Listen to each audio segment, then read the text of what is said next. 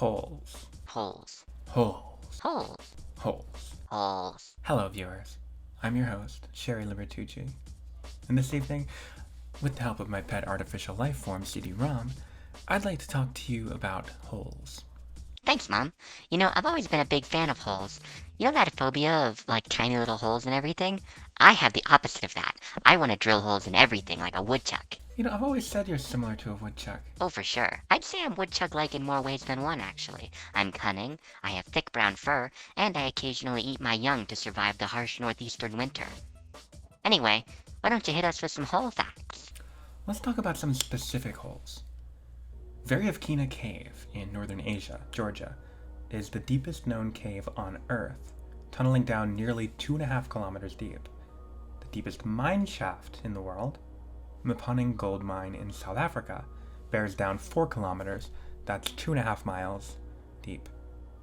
The deepest man-made hole, known as the Kola Super Deep Borehole, great name, is 3 times that, at 12.2 kilometers.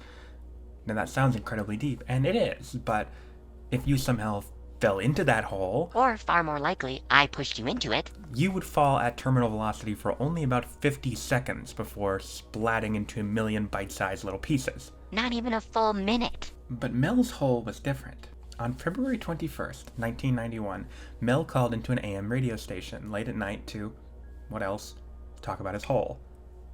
It was an unusual story in which he explains, through hole-related shenanigans, how he came to move away from his rural property in Washington. Government agents are involved. There's a zombie dog, time travel, yes, time travel, an underground base, alien activity, and all because of a hole, a pit, a bottomless pit. Stories of bottomless pits have appeared across time and culture barriers, muddying the line, as stories so often do, between history, religion, anthropology, and mythology. From late-night radio broadcasts to the Bible, from Greek myth to ancient mysticism, bottomless pits appear as surprisingly common tropes across humanity's many, many stories. Let's explore these stories today and try to find out what drives so many of us to be obsessed with what lies below. Wait, I wanted to talk about Mel. Ah, right. Well, in Mel's story, he's exploring his large unkempt property when he unexpectedly comes across the titular hole. An old mine shaft? A cave? Maybe. But he's not sure. A stone wall is erected around the edges of it, so maybe it's an old well? Regardless, one day he notices a neighbor throwing trash into the hole. He goes to stop them, but the neighbor explains they've been doing it for years and it's never come close to filling up. In fact, listen, they said. You never hear the bags hit the bottom. One neighbor told Mel a story about his dog. The dog had sadly died, and the neighbor decided to dispose of the body by throwing it, where else, into the massive hole. A week later, the neighbor was out on a hunt, and waved hello to a fellow hunter. As they passed, he turned and noticed the hunter's dog. Remarkably similar, he thought, and kept walking. But the longer he walked, he began to think, no, unmistakably, that was his dog. Impossibly, the dog had returned to life. The dog wandered into his sight again, and he called out to it, but no response. The dog didn't recognize his former owner. Others told of mysterious broadcasts that would play if you brought your radio to the hole. Broadcasts from 10, 20, 30 years ago. Though honestly, if I heard a radio broadcast from 20 years ago, I don't think I'd notice. One day Mel had had enough of the spooky stories and decided to take matters into his own hands. He brought a fishing pole, 80,000 feet of industrial wire, a piece of candy, and a weight, and resigned to get to the bottom of the hole. Literally. Now, 80,000 feet, you understand, is 24 kilometers. Remember the Kola Super Deep Borehole? That was 12, so that line should be plenty long enough.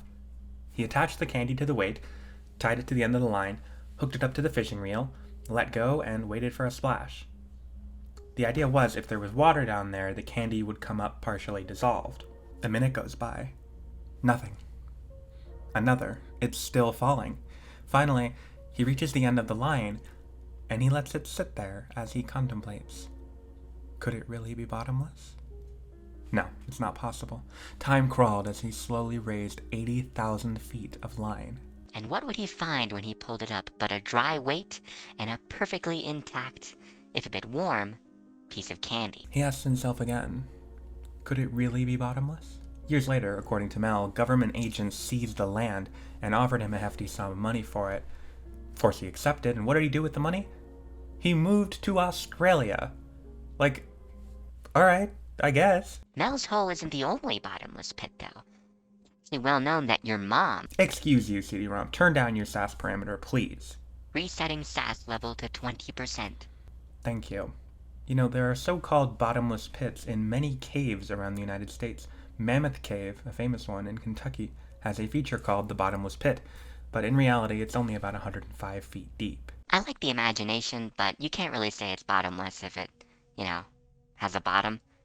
As a kid, I would sometimes visit this tourist cave near where I grew up, a flooded cavern that you'd take a little boat ride through, and all the way throughout, the host would give a sort of Jungle Cruise type commentary with little jokes on your adventure, constantly alluding to the fact that what you're seeing was a mere glimpse at the sheer size and scale of this cave system. Miles of caves, thousands of feet deep, and all just beyond our line of sight.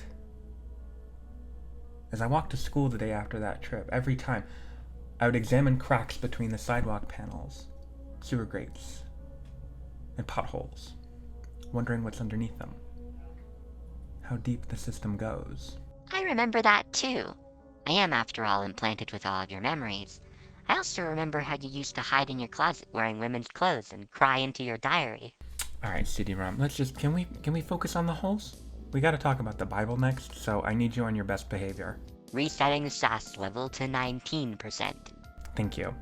You know, people thousands of years ago must have been just as fascinated with the world below as I was, because our third bottomless pit story comes straight from scripture. That's right, straight from the pages of everybody's favorite motel nightstand stuffer.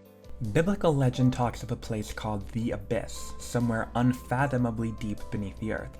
The word comes from the ancient Greek abyssos, literally meaning bottomless. It's mentioned very early on, literally line 2 of the first book, Genesis. As with much biblical legend, it's up to interpretation. So are we talking a traditional hole, the depths of the sea, the center of the earth, or something more, I don't know, poetic than that? It's kind of an in-between. We can't really say for sure what they meant. It's the Bible after all. But we can look into the context for clues. Different translations of the Bible is a whole mess that we do not have time for now, or maybe ever, so let's just look at the original text in its original language. It goes, "And the earth was formless and void, and darkness covered the face of the deep." This is the important bit, the deep. "And the spirit or wind of Elohim was hovering over the face of the waters." This word here, the deep, tahom in Hebrew, is theorized by some to refer to a bottomless pit, or maybe an infinitely deep ocean, which is, I suppose, a bottomless pit full of water? You have to remember, this is before the Earth was known to have a certain size and weight, and was, round. Here, in a sort of primal state, the Earth was infinite and formless, whatever that means. It's a vivid image, very powerful, but ultimately, I don't really know for sure what exactly it's intended to say. Nobody does. Infinite oceans, massive formations, holes with faces. It really does a fantastic job of conveying something that's supposed to be beyond understanding, and it does so with only a few words. I really think all writers could learn something from this kind of passage. Of course, later on in the book, the Abyss becomes a place where demons are imprisoned, and the metaphors get kind of mixed around. The biblical bottomless pit goes on to be referenced many times, including in Revelation, where we see a hearty shout out to Greek mythology in an unusual Greek word that is only mentioned once in all of Scripture. In Greek, Tartarosos, or as it's more commonly known, Tartarus. We'll get into it more in a future video, but biblical canon is full of specific references to Greek myth. It may come as a surprise to you just how much there is. Hades even shows up. Tartarus is both a bottomless pit and somehow a place. Simultaneously infinite and finite, it is a thing that, much like the biblical abyss and Mel's hole, is explained to be beyond our understanding. Tartarus is the deepest place, deeper than even Hades, the land of the dead. In the Iliad, Homer describes it as far beneath the house of Hades as from the earth the sky lies. Another Greek poet called Hesiod explains exactly how deep we're talking. He says, "For a brazen anvil falling down from heaven 9 days and nights would reach the earth upon the 10th. And again, a brazen anvil falling from earth 9 nights and days would reach Tartarus upon the 10th.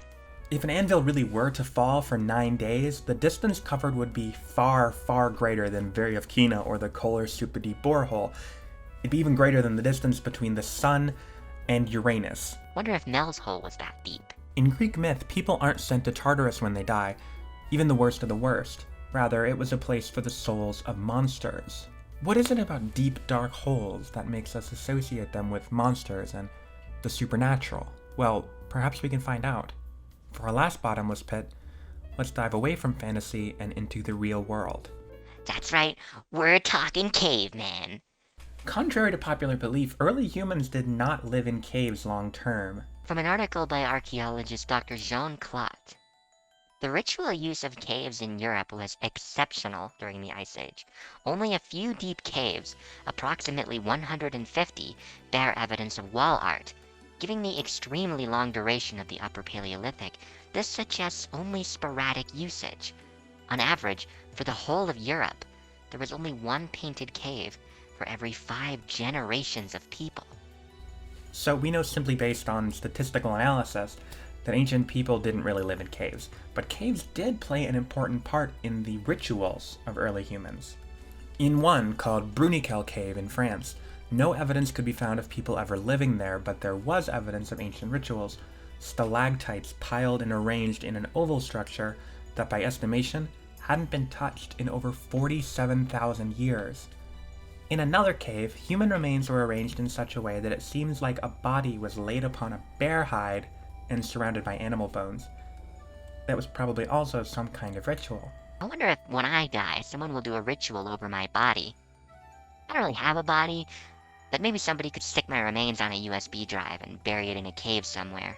People came to caves for certain events and activities and left to go back to their living spaces, mostly rock shelters. The types of activities that took place here suggest some type of spiritual connection. People in the Ice Age seemed, by all archaeological evidence, to have had a desire to reach beyond our plane and into the spirit world. This too is a topic for a future video.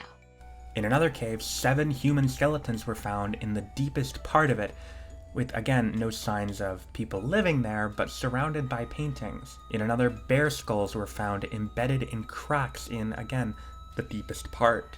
The fascination for the deepest parts of caves reminds me of what seems to be the primordial human desire for bottomless pits. In many caves, bits of bone fragments were found stuck into cracks and fissures in the walls and floors of caves, which some archaeologists have likened to the practice of sticking bits of paper into the cracks of the Wailing Wall in Jerusalem. We can't know for certain what these ancient people's intent was with these rituals, but we can piece together, through the evidence we have and the breadth of anthropological knowledge that humanity has gathered, the most likely scenario. And the most likely scenario is, ancient people sensed the truth. The truth that caves are fucked up and feel really weird. They're sort of the first ever liminal spaces, nature's backrooms. Caves are creepy and surreal now. Imagine coming across one for the first time in prehistoric times. You'd absolutely think it's magic. Because it is. Does our modern mythology about bottomless pits indeed come from our shared cultural fascination with caves and deep caverns? Does our ancestry of supernatural association form little cracks and fissures in our mind, cracks that we fill with animal bones as we run our fingers along the stalagmites? Yes, that's exactly what it is. Actually, it's for you to decide. Thanks so much for watching this longer form video. I hope it tickled your brain. I hope it got you thinking. Sources are linked in the description in case you want to do your own reading, and you should. Above all else, we want to introduce weird cerebral topics to you, so you can deep dive and discover cool things for yourself. Thanks again. See ya. Yo, just wanted to give everyone a quick shout out who is a supporter on Patreon. We have a Patreon, and you can join it if you want to support us, making videos, and having fun, and learning about weird little things, like holes. Our patrons are Sav G, Livia H, Chris H, G Swishes, and Jesse S. Thank you for supporting on Patreon. Link is in below, and if you support on Patreon, you get some exclusive stuff occasionally, and you'll get to help decide what the topics of the videos are, and you'll get a shout out in the videos. So thank you for that. Bye.